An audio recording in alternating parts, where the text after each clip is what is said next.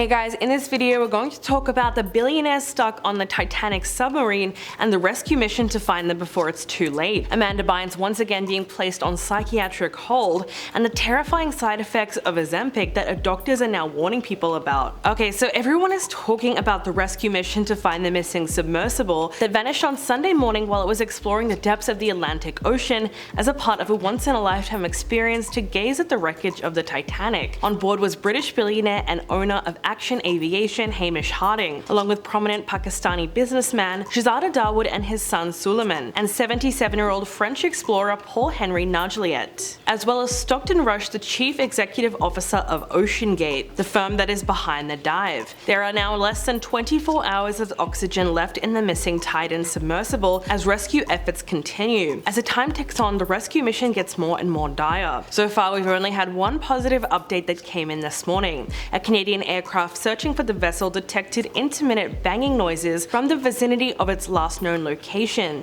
Apparently the crew heard banging sounds every 30 minutes on Tuesday and again 4 hours later. Though we don't know if that same noise has continued or what could have caused it, it is still a positive sign under these horrific circumstances. The vessel submerged on Sunday morning from its support vessel to travel to the Titanic wreckage, which sits at a depth of 12,500 feet. About an hour and 45 minutes later, the Titan lost contact with its mothership, the Polar Prince. It only takes about 8 hours to complete the entire trip, including a 2-hour descent and exploration. So when the craft failed to surface on Sunday afternoon, it was clear that something had gone horribly wrong. Experts have said that they should have been sending a signal out every few minutes, so the fact that there has been radio silence is very worrying. The Titan is equipped with a 4-day emergency oxygen supply, though it's estimated that the 5 missing passengers have less than 24 hours left. And the reality is terrifying. 5 men trapped inside a tiny 22-foot tube with a single window and no seats, thousands of feet below sea level with no way of reaching the outside world. They will be dealing with cramped conditions and, after a while, claustrophobia, all while not being able to see beyond the black depths of the ocean from the single window. Add to that the dwindling supply of oxygen and the risk of hypothermia. Of course, at this point there are very few options for what could have happened. They could be floating on the surface of the water, meaning it would be easier for rescue crews to locate the submarine before their air runs out. It is also possible that they are stuck within the actual wreckage of the Titanic. In that case, the rescue would be very difficult because they are still thousands of feet under the sea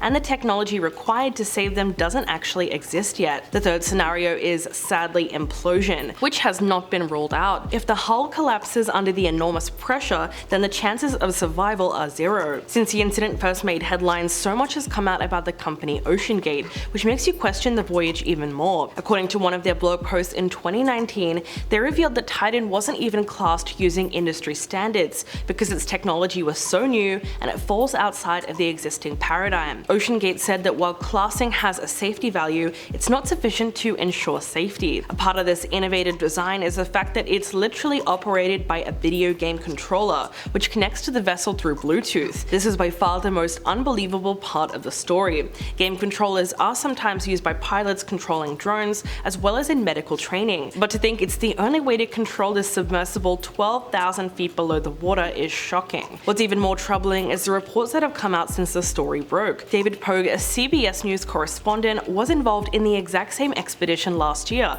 with the Titan, and he revealed something pretty shocking. Apparently on his trip, the vessel got lost on the seafloor for a few hours while they were visiting the Titanic's resting place. He tweeted, "On my expedition last summer, they did indeed get lost for about 5 hours. David wasn't in the submersible himself, but he was in a control room on a ship at the surface at the time. Although unlike this one that went missing, the one last year's never actually lost communication with its mothership." He said, "They could still send a short text to the sub, but did not know where it was. It was quiet and very tense, and they shut off the ship's internet to prevent us from tweeting." The company claimed that this was all to keep the channels open in case of a serious emergency. Leading this current search is the US Coast Guard Admiral John Morga, who spoke to CBS Mornings about the rescue mission. He said, "This is an incredibly complex case.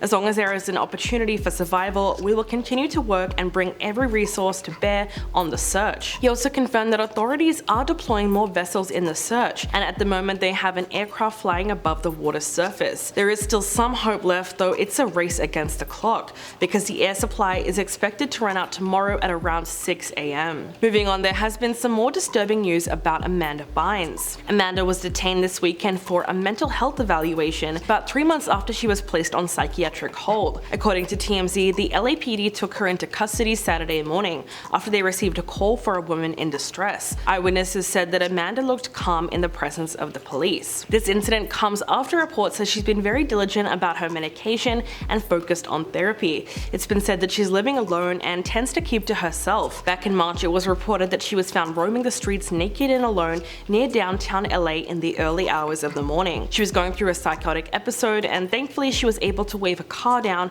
and tell the driver to call 911. She was then taken to a nearby police station and placed on a 5150 psych hold while her mental health status was getting evaluated. At the time, no one exactly knew what happened to trigger this horrific event, although many signs pointed to a mental breakdown. Her ex-fiancé Paul Michael later spoke to TMZ and explained that they were having relationship problems the week before, and they decided to break up. He claimed that 2 weeks before the incident, Amanda disappeared for 3 days and eventually came home with another guy. He said she seemed like a different person. They had an argument, and Paul then packed up his things and left their home. Before returning to a psychiatric hospital, Amanda was spotted out on the streets of Hollywood on St. Patrick's Day. A TikTok user by the name of Caitlin Hotfox recognized her and filmed a video of them walking together. Thankfully, she was able to see that Amanda needed a bit of help, and she seemed to be respectful of her state of mind. In the clip, Amanda was holding her arm and looking off into the distance.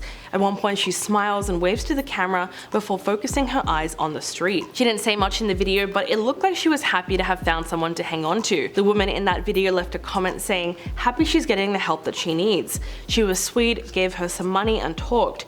Sometimes people just need someone to talk to." Something similar was reported to have happened a few days before her psychotic episode. An eyewitness spoke to Entertainment Tonight and claimed that they had seen Amanda during the early hours of the morning. They said no one really recognized or noticed her. She was walking tensely and by herself. A woman started walking with her and tried to help her. Amanda asked the woman to hold her. She seemed to be in a loving, wholesome mood, even though she was clearly out of it. She asked to be dropped off at her friend's place in Beverly Hills, but when the woman went to drop her off, Amanda's friend did not answer the door. Apparently, she didn't want to go home because her boyfriend had kicked her out, so she then asked to be dropped back off on Hollywood Boulevard. As for her parents, they have made it very clear that they aren't considering another conservatorship despite everything that's just happened. They believe it was a good sign that she was at least able to call the police on herself and had the ability to recognize when she needed help. A source then spoke to Entertainment Tonight and confirmed that Amanda and her fiancé had broken up before that mental health crisis and hospitalization. They said Amanda broke things off with Paul in January and kicked him out of the house. She realized that ending their relationship would be best for her.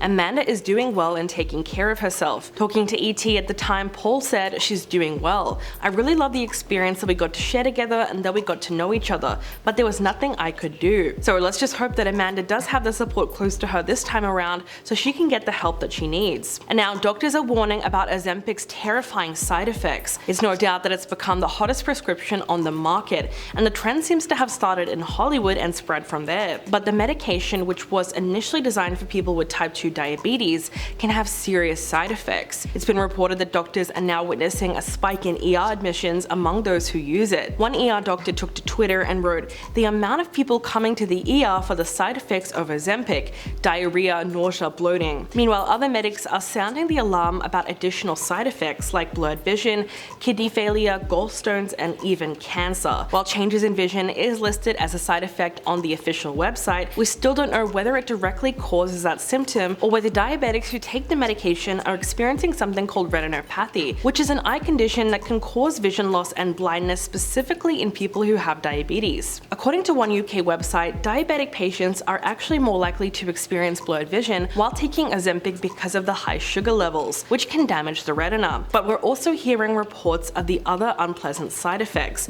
which seem to be a lot more common. On TikTok, the phrase Ozempic burp has 1.2 billion views, and many people are also complaining about their breath smelling like rotten eggs. Even celebrity users like Elon Musk have admitted that their burps are next level. This is because the medication slows the digestive system, which can lead to a buildup of air. The bad smell could be caused by stress, acid reflux, irritable bowel syndrome, and even a bacterial infection. In clinical trials, nearly 9% of patients reported belching as a side effect, while 6% reported acid reflux. reflux. The other side effects seem to be nausea, vomiting, diarrhea, and of course constipation. Ozempic patients have also talked about having bizarre dreams and excessive bowel movements, especially at night. Many of them quite literally reported defecating while sleeping. Of course, through all of this, your physical appearance will also go through some changes too. Many users have complained about something that they call Ozempic face, which is that gaunt, hollowed out look you get in your face once you've lost a significant amount of weight. This is mostly a loss of facial fat that can leave the face sagging and looking older. But some people on the medication feel that this facial change is extremely drastic. It's not just a wrinkle in one area or heaviness around the eyes. Ozempic face often means changes in your temples,